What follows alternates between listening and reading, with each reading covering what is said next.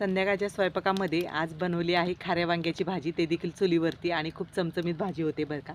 हे पहा. आणि संध्याकाळचं वातावरण बघा,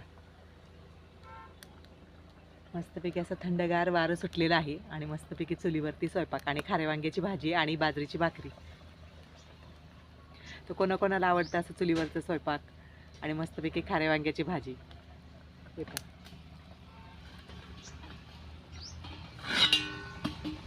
दणदणीत अशी उकळी आलेली आहे.